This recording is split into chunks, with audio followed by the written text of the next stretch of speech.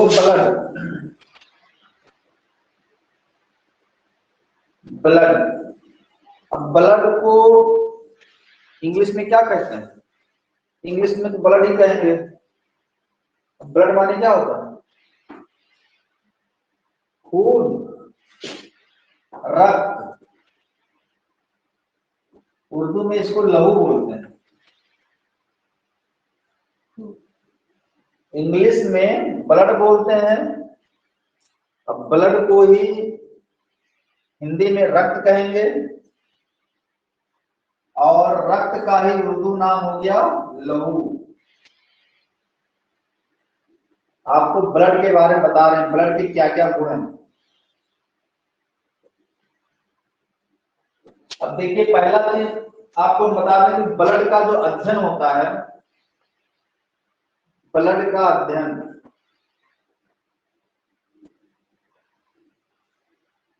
जो भी बता रहे हैं इसको नोट करते चलिएगा। ब्लड का जो हम लोग अध्ययन करते हैं सेरोलॉजी में करते हैं। सेरोलॉजी या हेमेटोलॉजी कहते हैं।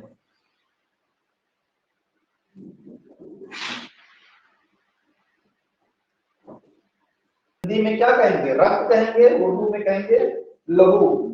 ब्लड एक प्राकृतिक कोलाइड है। ब्लड एक प्राकृतिक कोलाइड है।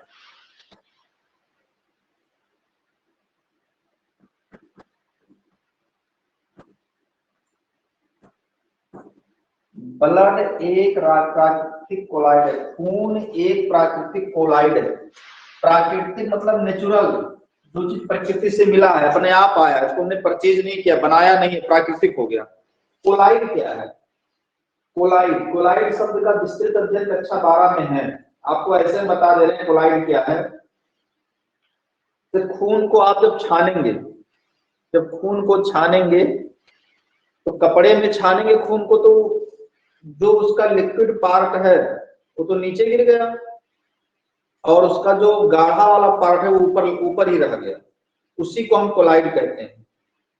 और आसानी समझिए, दूध है, दूध को कपड़े में छानिए, छानेंगे तो जो लिक्विड पार्ट है दूध का वो तो नीचे गिर गया, लेकिन उसका जो कोलाइड पार्ट है वो ऊपर लटक गया। उसी को हम लोग कहते हैं कोलाइड। समझ में आ रहा होगा कोलाइड। कोलाइड का कोई डिफिनेशन नहीं है, समझने के लिए बता रहे हैं। डिफिनेशन इसका बहुत बड़ा है। कोलाइड क्या है, तो बहुत बड़ा चीज है, समझने के लिए बता रहे हैं आपको। कोलाइड ऐसे समझ लीजिए, खून को अगर हम छान रहे हैं तो छानने से जो ऊपर बचेगा वही कोलाइड है। संयोजी ऊतक, संयोजी ऊतक को इंग्लिश में हम लोग कहते हैं कनेक्टिंग टिश्यू। संयोजी क्या है? संयोजी माने कनेक्टिंग, कनेक्ट करना, जोड़ना। खून क्या है? वो संयोजी है। और ऊतक क्या है? अब देखिए, ऊतक जो शब्द है, ऊतक शब्द आपको हम बता दें कि शरीर में असंख्य कोशिका है। कोशिका बहुत है शरीर में। अब जैसे ये हाथ देख रहे हो, इसमें छोटी छोटी कोशिकाएं हैं, छोटी छोटी कोशिकाएं हैं। उसको जब माइक्रोस्कोप से देखोगे, सुंदर से देखो, दिखाई पड़ेंगी, छोटी छोटी कोशिकाएं हैं। तो छोटी छोटी जब कई कोशिका मिल गई तो वो बन गया ऊतक। जब कई कोशिका मिल गई वो बन गया ऊतक। और जब कई ऊतक मिल गया तो वो अंग बना दिया। इसमें खून होता है 5.5 लीटर, और जो स्त्रियां होती हैं इसमें खून होता है 5 लीटर। स्वस्थ अगर पुरुष है तो 5.5 लीटर खून होना चाहिए। इससे ज्यादा भी है तो कोई दिक्कत नहीं है, लेकिन इतना कम से कम होना चाहिए। फीमेल कोई है उसके पास 5 लीटर ब्लड होना चाहिए, ज्यादा तो और अच्छा है, उसके पास और स्फूर्ति रहेगा, ताकत रहेगा, लेकिन इससे कम नहीं होना चाहिए। अब ऐसा क्यों है कि लेडीज के पास खून 5 ही लीटर है, जेंट्स के पास 5.5 लीटर है? ऐसा है ना कि औरतों के पास हीमोग्लोबिन कम होता है।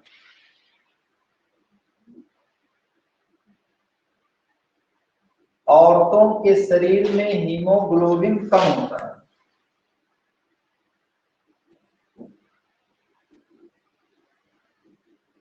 जो औरत होती हैं इनके जो ब्लड में हीमोग्लोबिन कम होता है, और जो हीमोग्लोबिन होता है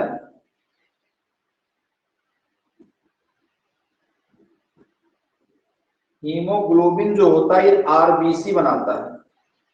अभी आगे आपको हम बताएंगे ब्लड कितने प्रकार के होते हैं। ब्लड 3 प्रकार के होते हैं, एक आरबीसी होता है, एक डब्ल्यूबीसी होता है, एक प्लेटलेट्स होता है, प्लेटलेट्स होता है।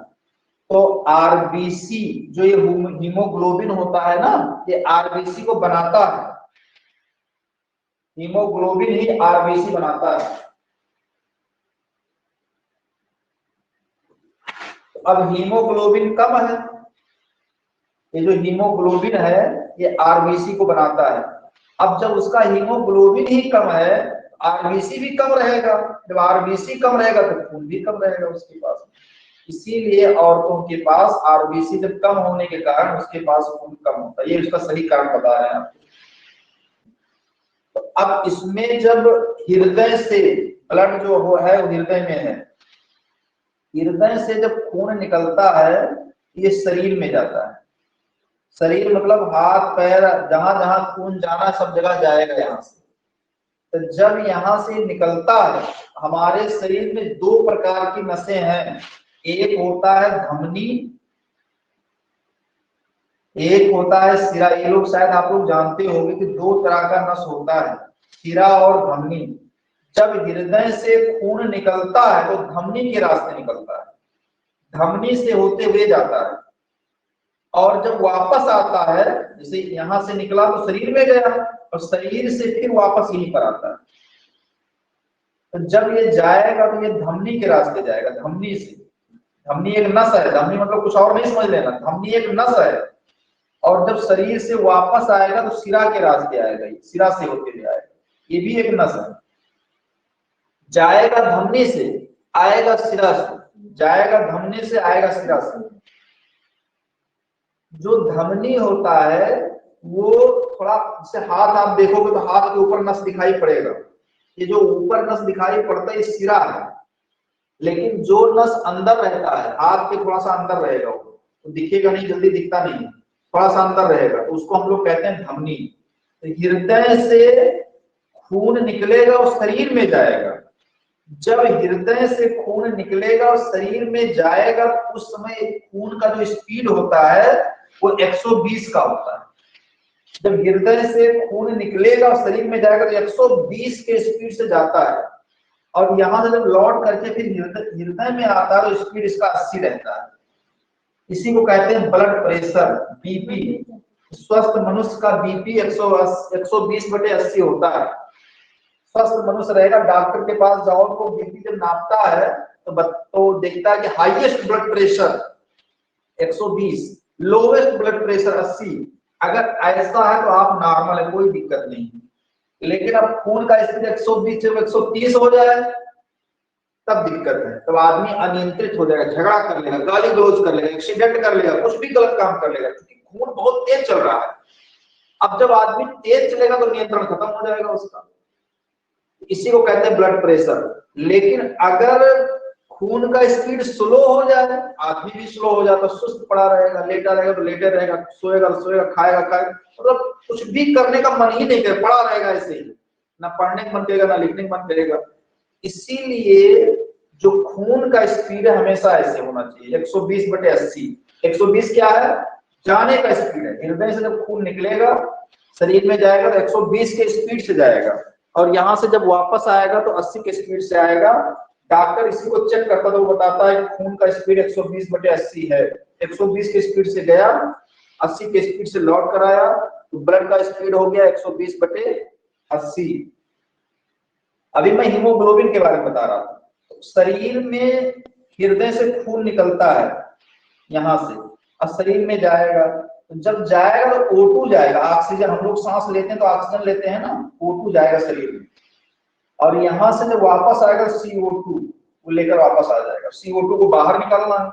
हम लोग जब सांस लेंगे तो O2 अंदर जाएगा, CO2 बाहर निकलेगा, ऑक्सीजन लेंगे, कार्बन डाइऑक्साइड बाहर छोड़ेंगे।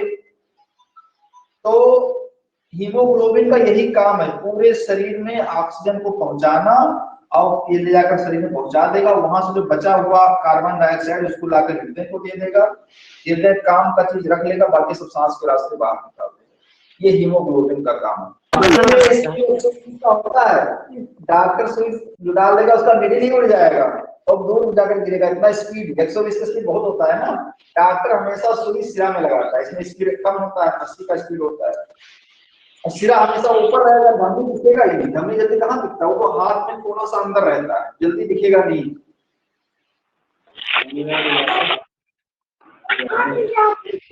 निकल उड़ा देगा, इसीलिए शरीर हमेशा गर्म रहता है, हमेशा खून दौड़ता रहता है ना, इसलिए बॉडी बिल्कुल गर्म रहता है।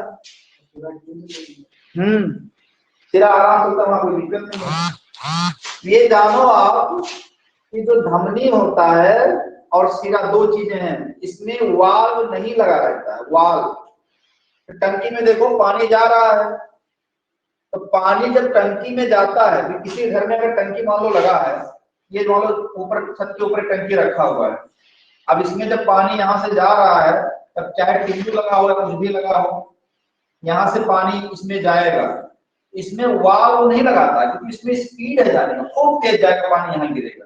लेकिन जब पानी यहाँ से वापसी टंकी में आएगा, जगह जगह टोटी लगा हुआ, तो इसमें जगह जगह वाल्व लगा देता है मिस्त्री। मान लो कहीं खराब हो गया, मान लो एक टंकी खराब हो गई, तो इन्हीं वाल्व लगा दिए, इतना पानी रोक दिया, इधर एक टंकी रिपेयर कर दिया, जगह जगह वाल लगा दिए, जगह जगह वाल लगा हुआ। ऐसे हमारे शरीर में धमनी में कोई वाल ही नहीं लगा, क्योंकि इतना स्पीड है कि वाल रोक ही नहीं सकता उसको। हृदय से खून निकलता खूब तेज 120 की स्पीड से निकलता है, वाल उसको रोक ही नहीं पाए, वाल वहां लगा भी नहीं, अंदर कोई वाल नहीं है। लेकिन सिरा में वाल लगा हुआ है। अब मान लीजिए कभी आपके हाथ का ऊपर का नस कट जाए, ये नस मान लो कट गया, इसके आसे पास ही वाल लगा है, तो इतना खून गिर करके फिर ये रुक जाएगा, ऐसा नहीं कि पूरा शरीर खून गिरा देगा। अगर सिरा कट जाए तो पूरे शरीर का खून कभी नहीं गिरेगा, क्योंकि इसमें वाल लगा हुआ है। वाल जहां रुक गया, वाल के बाहर जितना खून है वो गिर जाएगा, बाकी खून वहीं रुक जाएगा। लेकिन अगर आपका धमनी कट गया, इसमें इतना स्पीड है, इसमें वाल भी नहीं लगा, पूरा शरीर का खून गिरा देगा। इसलिए धमनी बचा के रखना, सिरा में कोई दिक्कत नहीं, सिरा कटेगा तो सिरा फिर रिपेयर हो जाएगा। इसमें वाल लगा हुआ है सिरा में, इसमें वाल नहीं लगा हुआ है। इसका स्पीड 120 का है। मच्छर जो काटता है ना, मच्छर तो धमनी में कभी नहीं काटेगा, जानता है कि धमनी में कहीं डाल दिया अपना तो उसका मुंह टूट जाएगा, वहां से उड़ जाएगा। धमनी में कभी चोट नहीं डालता है वो सिरा पर हल्का सा पंच करेगा, बस भाग लेगा। धमनी और सिरा में अंतर समझ लीजिए, इसका स्पीड 120 का हो गया, इसका स्पीड 80 का हो गया, इसमें वाल नहीं लगा, इसमें वाल लगा हुआ है। डॉक्टर जो सुई लगाता है हमेशा सिरा में लगाएगा, धमनी में कभी नहीं लगाएंगे, धमनी में इतना स्पीड होता है उसमें सुई लगा ही नहीं सकते हैं, ठीक है ना। अब जानिए, पुरुष में खून 5 लीटर होता है, स्त्रियों में 5.5 लीटर हो, पुरुष में 5.5 लीटर खून होता है ये मेल में, और लेडीज में 5 ही लीटर खून होता है। इसमें खून कम क्यों होता है? क्योंकि इनके पास हीमोग्लोबिन की कमी होती है, HbHb हीमोग्लोबिन की कमी होती है औरतों में, इसलिए इनके पास खून की कमी होती है। जो हीमोग्लोबिन होता है वो आरबीसी बनाता है, रेड ब्लड कार्पल्स, आरबीसी का full form red blood carpals, ये आरबीसी बनाता है। अब जब हीमोग्लोबिन भी कम है तो आरबीसी भी कम बनेगा, जब आरबीसी कम बनेगा तो उसमें खून भी कम रहेगा, इसलिए औरतों में खून की कमी होती है और पुरुषों में खून ज्यादा होता है। ये मिनिमम है, अगर किसी के पास 6 लीटर भी खून हो सकता है, 7 लीटर भी खून हो सकता है, अच्छी बात है, लेकिन कम से कम स्वस्थ मनुष्य इतना खून होना चाहिए, कोई आदमी स्वस्थ इतना खून रहेगा उसके पास। इसको कहते हैं भ्रूण। जो बच्चा माँ के पेट में है उसका जो खून है वो भ्रूण में बनता है। भ्रूण में एक जगह है उसका नाम मेसोडर्म, भ्रूण में मेसोडर्म में बनेगा। जो बच्चा माँ के पेट में है उसका खून भ्रूण के मेसोडर्म, भ्रूण में एक जगह जिसको मेसोडर्म बोलते हैं, वहां पर उसका खून बनता है। लेकिन जो लोग बड़े हो गए, वयस्क लोग हो गए, तो उनका जो खून होता है, जैसे हाथ है तो हाथ की हड्डी के बीच में जगह होता है, उसमें लाल लाल सब। अभी जो लोग मीट वगैरह खाते होंगे वो जानते होंगे, हड्डी रहता है, हड्डी के बीच में झिल्ली नुमा एक जगह होता है, उसमें वहीं पर उसको अस्थि मज्जा बोलते हैं, वहीं पर खून बनता है, अस्थि मज्जा।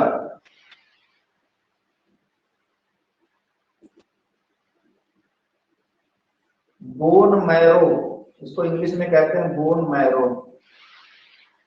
यहीं पर खून बनता है। जो वयस्क लोग हैं, मतलब जिनका जन्म हो गया, वो बाहर आ गए, पेट, अगर बच्चा माँ के पेट में है तो भ्रूण के मेसोडर्म में उसका बनेगा, चाहे वो 4 महीने बच्चा हो, 8 महीने, 9 महीने, जो भी बच्चा है सबका मेसोडर्म में ब्लड बनेगा। लेकिन जब वयस्क लोग हैं, इनका खून अस्थि मज्जा में बनेगा। अस्थि मज्जा कहाँ है? चाहे वो पैर की हड्डी हो तो उसमें भी बीच में देखो जगह रहता है, 2 हड्डियों के बीच में एक जगह रहता है, और वहीं पर लाल लाल रहता है, वो वहीं, उसी को कहते हैं अस्थि मज्जा। वहीं पर बोन मैरो उसी को बोलते हैं, वहीं पर खून बनता है। ये जो अस्थि मज्जा होता है ये जाली नुमा रहता है, जाली नुमा सबके लिए।